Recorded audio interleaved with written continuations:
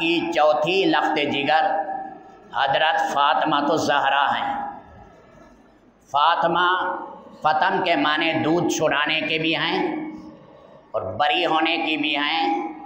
اللہ نے انہیں جہنم سے نیک فالی کے طور پر اللہ کے نبی نے اشارہ کر دیا کہ جہنم سے بری ہیں، اور انہیں زہرا اور زہرا بھی کہتے ہیں۔ دونوں لفظ ٹھیک ہیں۔ زہرا زہرا کے معنی خوبصورت چمکنے والی، اور بطول بھی کہتے ہیں۔ بطول کے معنی تارک الدنیا۔ حضرت مریم علیہ السلام کا لقب بھی بطول ہے۔ حضرت فاطمہ الزہرا رضی اللہ تعالی عنہ یہ پھر حضرت علی رضی اللہ تعالی عنہ کے نکاح میں آئیں۔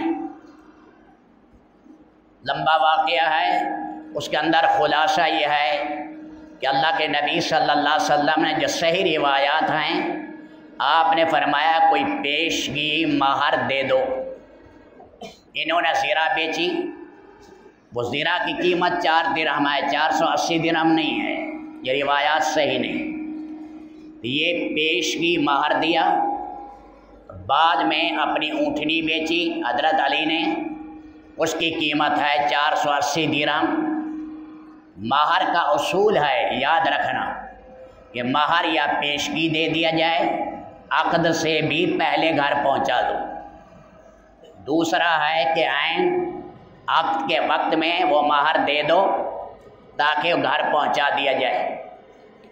اور تیسرا ہے کہ جا کر جب گئے گھر والی کے پاس تو اس وقت دے۔ اور یہ جو مہر دیتے نہیں نیت نہ ہو مہر کے دینے کی، اللہ کے نبی نے فرمایا یہ زنا ہے۔ ارادہ ہی نہیں مہر دوں گا ہی نہیں میں۔